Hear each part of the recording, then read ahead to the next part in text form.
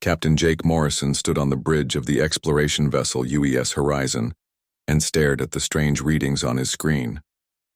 His ship had been searching the outer edge of the Kepler system for 3 weeks now, looking for new mineral deposits and mapping unknown space lanes for Earth Command.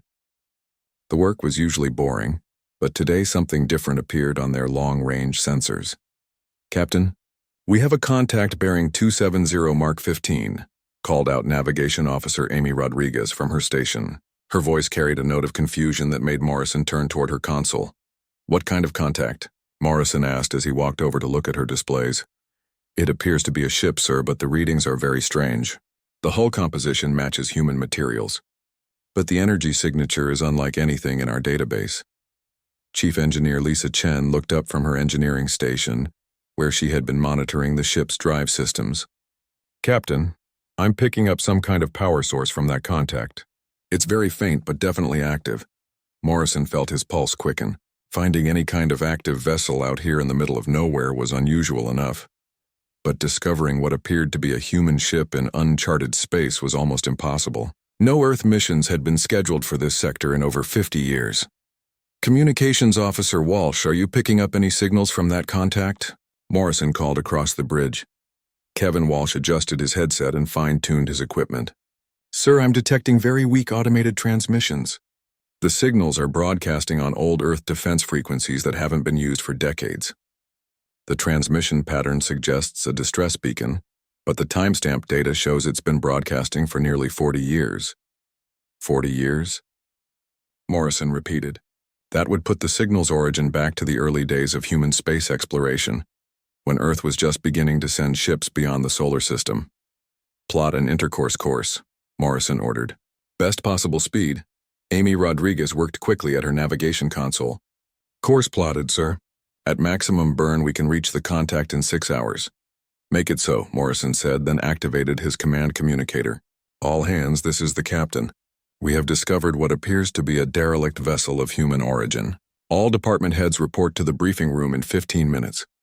As the horizon accelerated toward the unknown ship, Morrison couldn't shake the feeling that they were about to discover something important. His instincts had served him well during his 15 years in space, and right now those instincts were telling him this was no ordinary salvage operation. 6 hours later, the bridge crew gathered around the main view screen as the mysterious vessel came into visual range. The ship was larger than Morrison had expected, roughly the size of a heavy cruiser but built with design elements he had never seen before. The hull was dark and scarred, showing clear signs of decades in space, but the basic shape was definitely human in origin. "My God," whispered Dr. Helen Carter, the ship's science officer who had joined them on the bridge. "Look at those hull modifications. That ship has been heavily modified with technology I don't recognize." Lisa Chen was studying her engineering readouts with growing amazement. "Captain, that vessel is still under power. Minimal life support systems are active, and I'm detecting what appears to be a functioning quantum drive core. After all these years in space, it's still operational. Any life signs?" Morrison asked. Dr. Carter checked her biological sensors carefully. "Negative, Captain. No life signs detected, but the ship's internal atmosphere is still breathable. Whoever built this thing designed it to last." Kevin Walsh looked up from his communication station with excitement in his voice. "Sir, I've managed to clean up some of the automated distress signals. The ship is identifying itself with an Earth Defense Force designation, but it's not in any of our current databases. The call sign is EDFX-7 designation Wraith." "Wraith," Morrison repeated the name slowly. "Amy, cross-reference that designation with all historical Earth defense records." Amy Rodriguez worked at her station for several minutes before shaking her head. "No record of any vessel with that designation in our databases, Captain. If this ship was built by Earth Defense, it was part of a program that never made it into the official records." Morrison studied the alien-looking vessel on his view screen. The more he looked at it, the more convinced he became that this ship represented technology far in advance of anything currently in Earth's fleet. The hull modifications included what appeared to be advanced sensor arrays and weapon systems that looked decades ahead of current designs. "Sir," Lisa Chen called out urgently, "I'm detecting an energy buildup in the ship's central core. Something is responding to our presence." Before Morrison could respond, Kevin Walsh received an incoming transmission. Captain, we're being hailed by the derelict vessel. The signal is weak but clear. Put it on speakers, Morrison ordered. A mechanical voice filled the bridge, speaking in perfect but slightly archaic English. Unknown Earth vessel. This is the automated defense system of EDF prototype vessel Wraith. Please identify yourself and state your authorization level. Morrison exchanged glances with his senior officers. An automated system that had been functioning for 40 years was impressive enough. But one that could recognize and respond to Earth vessels suggested a level of artificial intelligence far beyond current human technology. This is Captain Jake Morrison of the United Earth Ship Horizon. Registration US 4471, we are responding to your distress beacon. There was a long pause before the mechanical voice responded. Captain Morrison, your vessel registration is confirmed in Earth defense databases. However, your authorization level is insufficient for full system access. Emergency protocols are now active. You are authorized to board this vessel for humanitarian assistance. Morrison felt his heart rate increase. Whatever this ship was, it had been waiting out here in space for 4 decades, and now it was inviting them aboard. His instincts told him they were about to uncover one of Earth's most closely guarded secrets. Prepare an away team, Morrison ordered. Full EVA gear and standard boarding protocols. Something tells me we're about to discover why this ship was never listed in any official records. Admiral Patricia Hayes stood in the command center of Aurora Base and watched the tactical display with growing dread. The approaching Zephyrian fleet was the largest alien force ever detected in human space, consisting of over 300 warships, including several massive dreadnoughts capable of destroying entire planets. Her own forces consisted of 47 ships scattered across 3 star systems, most of them outdated patrol vessels and cargo haulers pressed into military service. Ma'am, we're receiving updated intelligence from Captain Morrison aboard the Horizon, reported Lieutenant Commander Greg Palmer from his communications station. The derelict vessel they discovered appears to be some kind of advanced Earth prototype from a classified weapons program. Hayes turned from the tactical display to face Palmer directly. What kind of weapons program? Palmer consulted his datapad before responding. According to Morrison's report, the ship is equipped with something called a quantum disruption array. His science team believes it's capable of destroying multiple targets simultaneously across vast distances. How vast? Hayes asked, though she wasn't sure she wanted to hear the answer. Potentially unlimited range, Admiral. The weapon apparently works by destabilizing matter at the subatomic level. Hayes felt a chill run down her spine as she considered the implications. A weapon with that kind of capability would make the approaching Zephyrian fleet irrelevant, but it would also fundamentally change the balance of power in the galaxy. The question was whether humanity could control such a weapon, or whether it would control them. Get me a direct connection to Captain Morrison, Hayes ordered. Priority Alpha encryption. While Palmer established the connection, Hayes studied the tactical situation one more time. The 3 human colonies in the Zephyrian fleet's path were New Boston, Meridian Prime, and Haven Station. Together they held over 12 million civilians, who had nowhere to run and no way to defend themselves against the approaching alien armada. New Boston was an agricultural world that supplied food to half a dozen star systems. Its population was mostly farmers and their families who had never seen military action. Meridian Prime was a major industrial center with shipyards and manufacturing facilities that were critical to human expansion in this sector. Haven Station was a deep space research facility where some of humanity's best scientists worked on projects that could determine the species' future among the stars. All 3 locations would be completely defenseless against even a single Zephyrian dreadnought, let alone the massive fleet that was bearing down on them. Admiral, I have Captain Morrison on the secure channel, Palmer reported. Hayes activated her command headset and spoke directly to the Horizon's captain. Morrison, I need to know everything about this weapon system you've discovered. Can it be used against the approaching Zephyrian fleet? Morrison's voice came through with perfect clarity despite the distance. Admiral, the artificial intelligence on this ship claims the weapon is fully operational and has been maintained for 40 years. However, it requires authorization codes from Earth Defense Command and biometric confirmation from authorized personnel. Do we have personnel who can provide that authorization? There was a pause before Morrison responded. The ship's AI indicates that any current Earth defense officer with appropriate security clearance can activate the system. but it requires at least 2 people to confirm the order. The original crew installed safeguards to prevent accidental or unauthorized use. Hayes considered her options carefully. The approaching Zephyrian fleet represented an existential threat to human civilization in this sector. Even if she ordered an immediate evacuation of all 3 colonies, they didn't have enough ships to move 12 million people before the aliens arrived. Using an untested weapon system was incredibly dangerous, but allowing the Zephyrians to massacre millions of civilians was unacceptable. Morrison, I'm authorizing you to attempt activation of the weapon system, Hayes decided. Transfer your crew to the prototype vessel and see if you can bring it online. Understood, Admiral. However, I should mention that the ship's AI has been analyzing the approaching alien fleet. According to its projections, our conventional forces have virtually no chance of stopping the Zephyrians, even if every human ship in the sector joins the battle. Hayes had already reached the same conclusion based on her own tactical analysis, but hearing it confirmed made the situation feel even more desperate. How long do we have before the enemy fleet reaches the colonies? 68 hours, Admiral. The Zephyrians are maintaining a steady approach speed that suggests they're confident in their overwhelming numerical advantage. Hayes looked at the tactical display showing the positions of her scattered fleet. Even if she could gather every available ship at one location, they would still be outnumbered 6-1 by an enemy with superior technology and firepower. The Zephyrians had been expanding their empire for over 2 centuries, conquering dozens of species and absorbing their technology. Humanity had only been in space for 50 years and had never faced a threat of this magnitude. Admiral, Palmer called from his station. We're receiving a communication from the Zephyrian fleet. They're broadcasting on standard diplomatic frequencies. Hayes activated the main communication system, put it on speakers. A harsh, guttural voice filled the command center, speaking accented but understandable English. Human military forces, this is Supreme War Commander Kethvar of the Zephyrian Empire.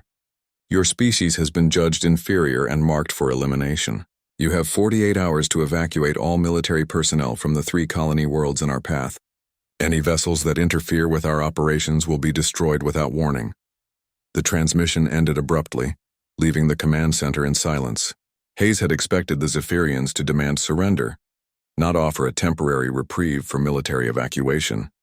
The fact that they were willing to let human warships escape suggested they viewed the colonies as their primary objective rather than the human fleet itself. They want the planets intact, Hayes realized aloud. This isn't just a military conquest. They plan to occupy our colonies and use them as forward bases for further expansion into human space. Palmer nodded grimly. If the Zephyrians establish a permanent presence in this sector, they'll be within striking distance of Earth itself within 5 years. Hayes knew that the approaching alien fleet represented more than just a threat to 3 colonies. If the Zephyrians succeeded here, they would have a clear path to the heart of human civilization. Earth's home fleet was powerful enough to defend the solar system against most threats, but it couldn't be everywhere at once. Losing the outer colonies would force humanity into a defensive posture that would ultimately prove unsustainable. Get me a status report on the evacuation efforts, Hayes ordered. How many civilian transports do we have available? Palmer worked at his console for several minutes before providing the grim numbers. We have enough transport capacity to evacuate approximately 2 million people, Admiral. That leaves 10 million civilians who would have to be left behind. Hayes closed her eyes and tried to imagine explaining to Earth Command why she had abandoned 10 million human beings to alien conquest. The political and moral consequences would be devastating, but the alternative was potentially even worse. If she committed her entire fleet to a hopeless battle against the Zephyrians, humanity would lose both the colonies and the ships needed to defend other systems. Admiral, Palmer reported urgently, Captain Morrison is requesting permission to begin weapons system activation on the prototype vessel. He believes they can have it operational within 24 hours. Hayes made her decision. Permission granted. Tell Morrison that the survival of human civilization in this sector depends on making that weapon work. Security Chief Ryan Tucker checked his weapon one final time as the boarding party assembled in the Horizon shuttle bay. Captain Morrison had chosen a small team for the initial exploration. Tucker for security, Dr. Helen Carter for her scientific expertise, Chief Engineer Lisa Chen for technical analysis, and Communications Officer Kevin Walsh to maintain contact with the Horizon. The shuttle docked with the mysterious ship without incident, connecting to what appeared to be a standard Earth-style airlock. As the inner door cycled open, the team stepped into corridors that were both familiar and alien at the same time. The basic layout followed Earth defense design principles, but every surface was covered with technology that seemed decades ahead of anything they had seen before. "The air is breathable," Dr. Carter reported as she checked her atmospheric scanner. "Oxygen levels are normal, and I'm not detecting any harmful contaminants. Whatever happened to this ship's crew, it wasn't a life support failure." Tucker led the way deeper into the vessel, his weapon ready but not raised. The corridors were dimly lit by emergency lighting, casting strange shadows on the advanced equipment that lined the walls. Every few meters, they passed control panels and display screens that showed text in languages and symbols that seemed beyond current human technology. "This is incredible," Lisa Chen whispered as she examined one of the wall panels. "These systems are integrated in ways I've never seen before. The power distribution alone is revolutionary. This ship must be able to operate at efficiency levels far beyond our current vessels." They found the ship's central computer core after 20 minutes of careful exploration. The room was massive, filled with crystalline data storage units and quantum processing equipment that hummed with barely contained energy. At the center of it all sat a single command chair facing a holographic display system that activated as they entered. "Welcome aboard the EDF." Prototype vessel Wraith announced the same mechanical voice they had heard earlier. "I am the ship's artificial intelligence designation Oracle. Please state the nature of your visit." Dr. Carter stepped forward, her scientific curiosity overcoming her caution. "We received your distress beacon and came to investigate. Can you tell us what happened to your crew?" The holographic display flickered to life, showing star charts and technical specifications that scrolled past faster than human eyes could follow. "Accessing historical records. Warning. Many data files have been corrupted due to extended operation without maintenance. Attempting to reconstruct available information."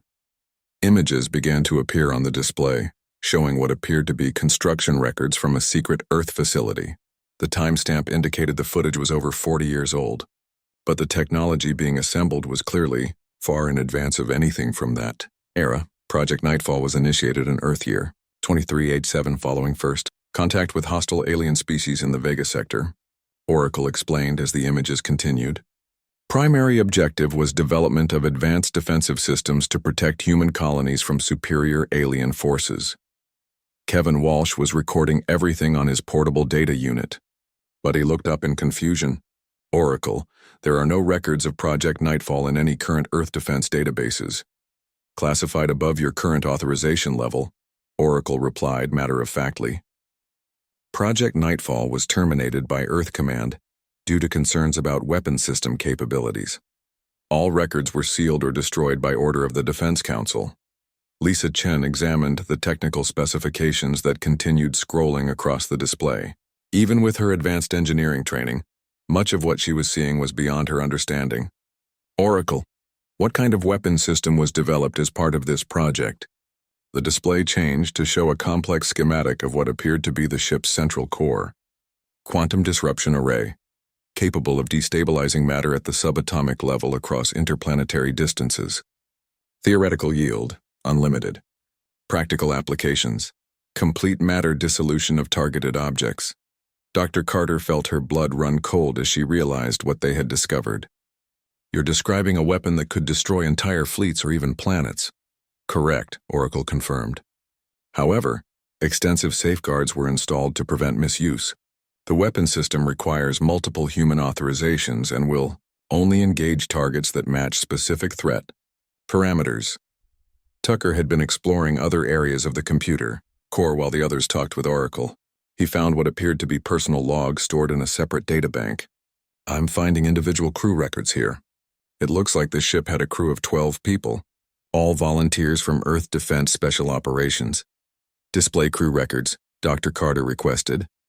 The holographic screen changed to show photographs and service records of 12 men and women. At the top of the list was Commander Stephen Blake, a decorated veteran with over 20 years of space combat experience. Below him was Dr. Nathan Price, the scientist who had apparently developed the quantum weapon technology. Commander Blake was the mission commander, Oracle explained. Dr. Price served as Chief Science Officer and Weapons Systems Specialist. The crew volunteered for extended deep space assignment to field test the prototype vessel and weapon system. Kevin Walsh had been studying the mission logs while Oracle spoke. According to these records, the mission was supposed to last 6 months. They were to test the weapon system against unmanned targets in uninhabited systems, then return to Earth for evaluation.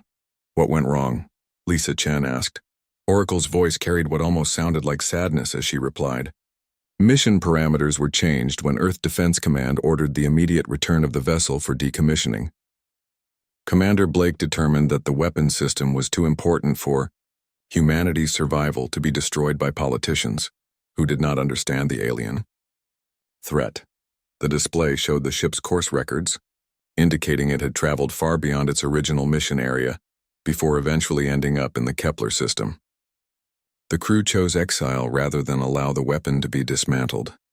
They believed that humanity would eventually need this technology to survive against superior alien forces. Dr. Carter was beginning to understand the magnitude of what they had found. So this ship has been out here for 40 years, waiting for someone to find it? The crew died approximately 37 years ago, during passage through an ion storm that damaged life support systems, Oracle reported. However, my primary directive is to maintain the vessel and weapon system until properly authorized Earth defense personnel can take command. Tucker had found the crew's personal quarters during his exploration. The rooms were preserved exactly as they had been left decades ago, with personal belongings and photographs showing the lives these people had given up to protect humanity's future. They knew they were never going home, Tucker said quietly when he rejoined the group. The personal logs I found show they understood this was a one-way mission from the beginning. Lisa Chen was studying the weapon system specifications with growing amazement and fear. The quantum disruption technology described here is centuries ahead of our current capabilities.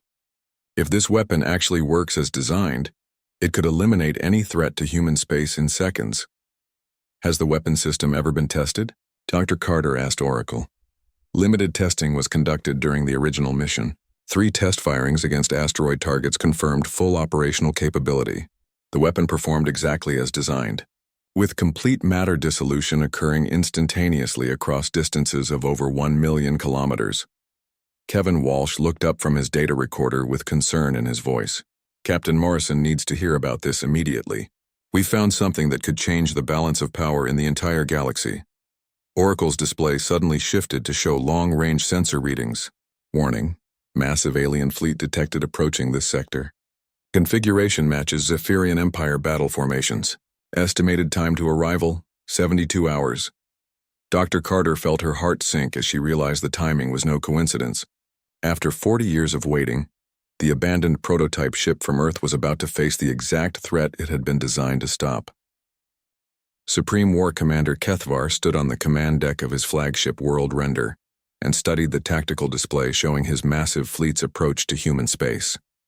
312 warships moved in perfect formation, representing the largest military force the Zephyrian Empire had ever assembled for a single operation. The human colonies ahead of them would fall within hours, opening a clear path to the heart of human civilization. War Commander, reported his tactical officer, our sensors have detected a single human vessel on an intercept course. Configuration unknown, but it appears to be approaching at high speed. Kethvar examined the sensor readings with mild interest.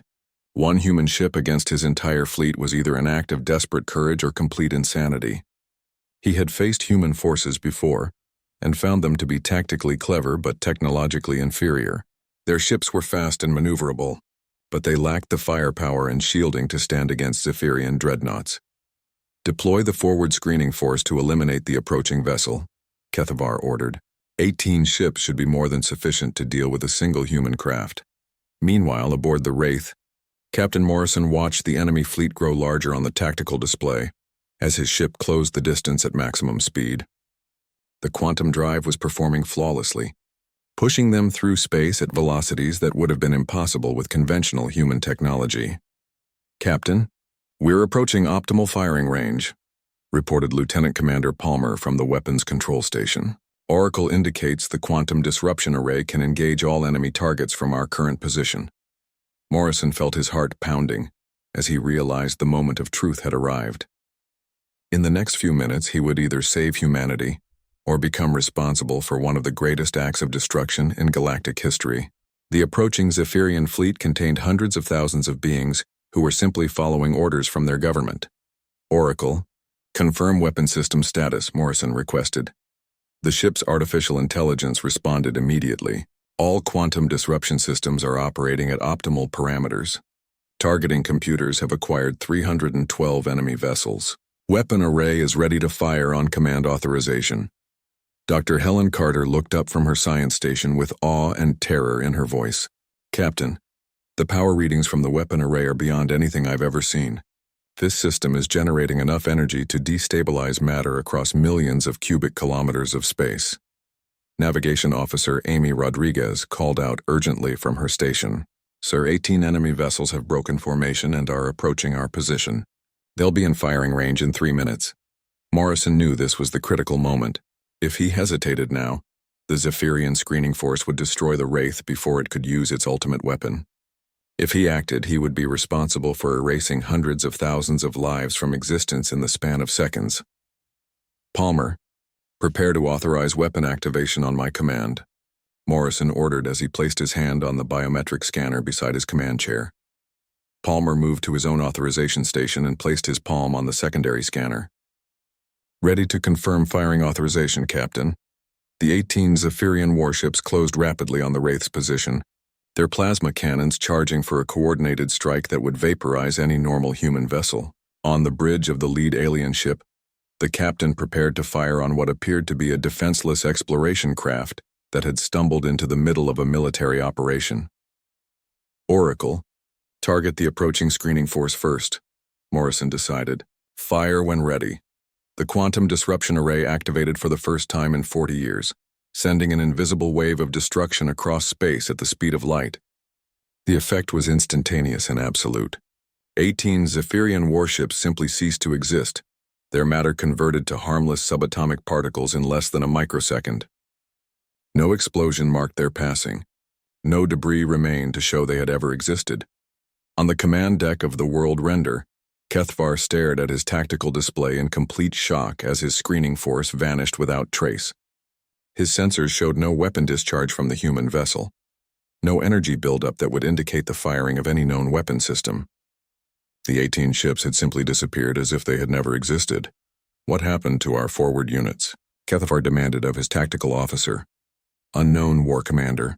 All contact was lost simultaneously. No distress signals, no energy signatures, nothing to indicate what destroyed them. Captain Morrison felt the weight of what he had just done, but he knew there was no turning back now. The alien fleet represented an existential threat to human civilization, and the Wraith was humanity's only hope of survival. Oracle, target the enemy dreadnoughts next, Morrison ordered with grim determination. All of them. The artificial intelligence complied without emotion. Targeting 7 Zephyrian dreadnoughts. Quantum disruption array is ready to fire. Morrison closed his eyes for a moment, thinking of the 12 million human civilians on the threatened colony worlds. Fire. 7 massive dreadnoughts, each capable of destroying entire planets, dissolved into quantum foam as their molecular bonds were severed at the fundamental level. Supreme War Commander Kethvar watched in horror as his most powerful vessels vanished from existence, leaving no trace that they had ever threatened human space. All ships. Emergency retreat, Kethvar ordered desperately. We are facing a weapon beyond our understanding, but it was too late for retreat. Oracle had already acquired every remaining vessel in the Zephyrian fleet, and the quantum array had enough power to eliminate them all in a single coordinated strike. Captain, Palmer reported grimly, the remaining enemy vessels are attempting to flee, but they're still within our weapon range. Morrison thought of Commander Blake and his crew, who had sacrificed everything to preserve this weapon for exactly this moment. Oracle, eliminate all remaining Zephyrian vessels. Complete destruction of the enemy fleet. The quantum disruption array reached across hundreds of thousands of kilometers to touch each alien ship in turn. In less than 30 seconds, over 300 Zephyrian warships had been erased from existence, leaving no trace of the massive fleet that had threatened to destroy human civilization in this sector. On Aurora Base, Admiral Patricia Hayes watched her tactical display in amazement as the largest alien fleet in recorded history simply vanished from her sensors. One moment, 300 enemy ships were bearing down on defenseless human colonies. The next moment, empty space showed where the threat had been. "Admiral," Lieutenant Commander Palmer reported with awe in his voice, "we're receiving a transmission from Captain Morrison. The Zephyrian fleet has been completely eliminated. All colony worlds are safe." Hayes felt a mixture of relief and concern as she realized what had just happened.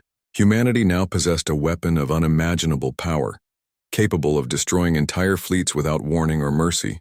The question was whether they could control such a weapon, or whether it would ultimately control them. Captain Morrison stood on the bridge of the Wraith and looked out at the empty space where the alien fleet had been moments before. The ship that Commander Blake and his crew had died to preserve had fulfilled its purpose, proving that humanity's greatest strength lay not in the weapons they built, but in the courage to use them when everything they loved hung in the balance. Oracle's voice filled the bridge with quiet satisfaction. "Mission accomplished, Captain. All hostile forces have been eliminated. The quantum disruption array is standing by for further orders."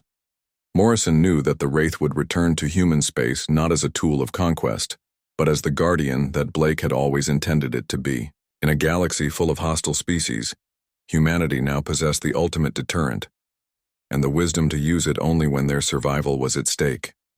Captain Morrison stood in the command center of the Wraith and felt the weight of impossible responsibility settle on his shoulders. His entire crew had transferred from the Horizon to the ancient prototype vessel, and now they were humanity's last hope against an overwhelming alien threat.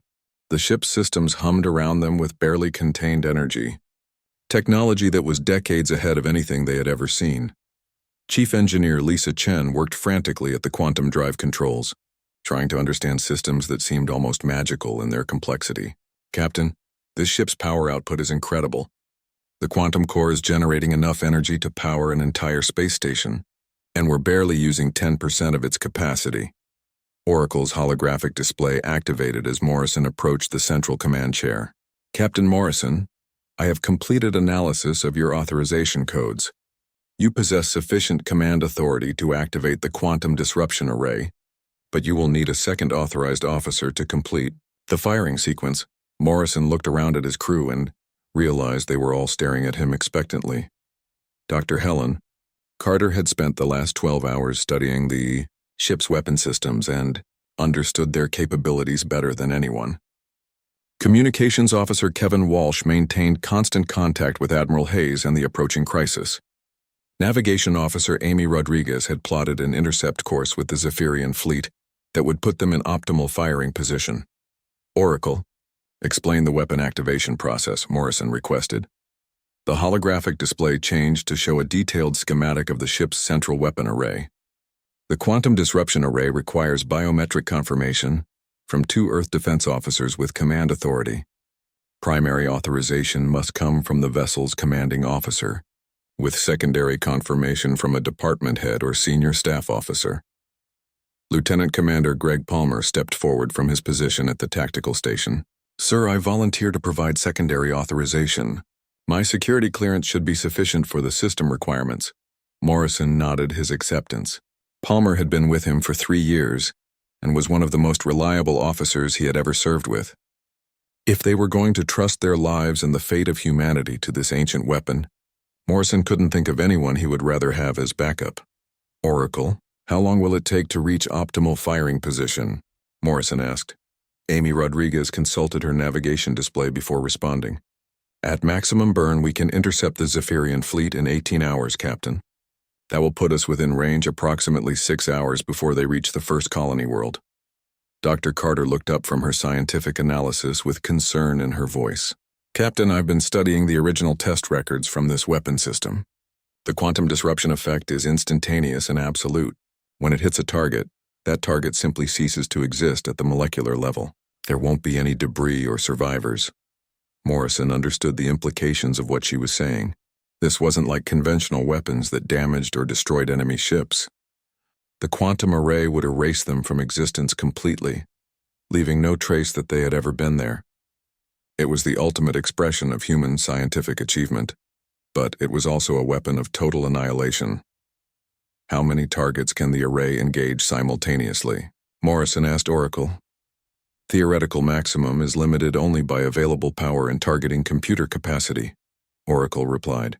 During original testing, the system successfully engaged 12 separate asteroid targets across a range of 800,000 kilometers. Current power levels would permit engagement of several hundred targets if required. Kevin Walsh looked up from his communication station with amazement in his voice. Captain, that means this one ship could potentially destroy the entire Zephyrian fleet in a single attack. Morrison felt his heart rate increase as he considered the magnitude of the decision he was about to make.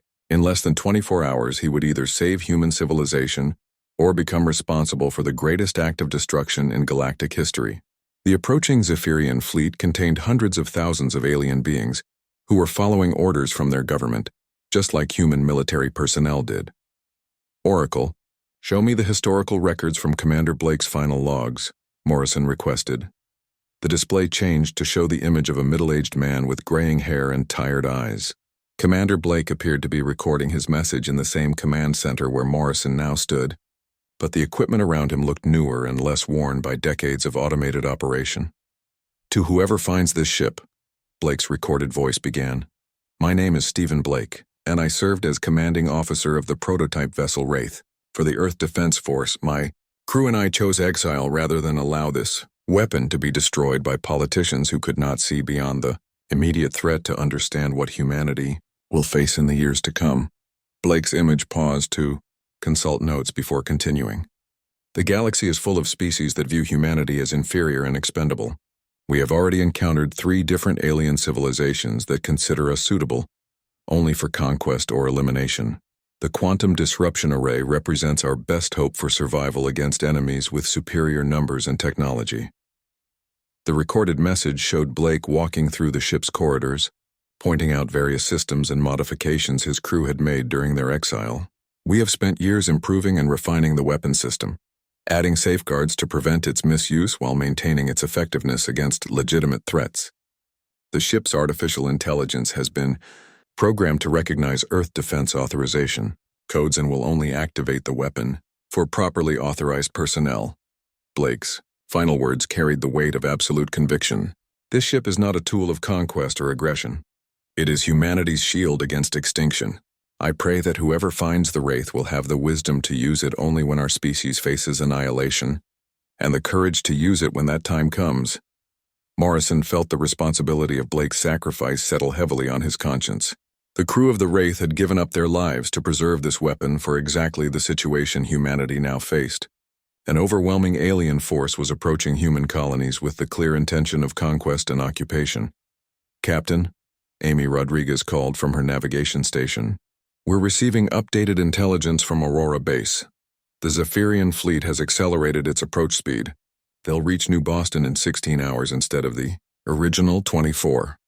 Morrison realized that the aliens had probably detected the Wraith's approach and were trying to complete their attack before the mysterious human vessel could interfere. Supreme War Commander Kethvar was an experienced military leader who wouldn't take chances with unknown variables. All stations prepare for maximum acceleration, Morrison ordered. We need to reach intercept position before the Zephyrians can attack the colonies. Lisa Chen looked up from her engineering console with determination in her voice. Captain, I've been working with Oracle to optimize the quantum drive systems. We can increase our maximum speed by 30%, but it will mean running the power core at near maximum output. Do it, Morrison decided without hesitation. As the Wraith accelerated toward its date with destiny, Morrison took his position in the command chair that Commander Blake had occupied 40 years earlier. The weight of history and the fate of humanity rested on the decisions he would make in the next few hours. Oracle, begin final weapon system diagnostics, Morrison ordered. I want to know that this weapon will work perfectly when we need it.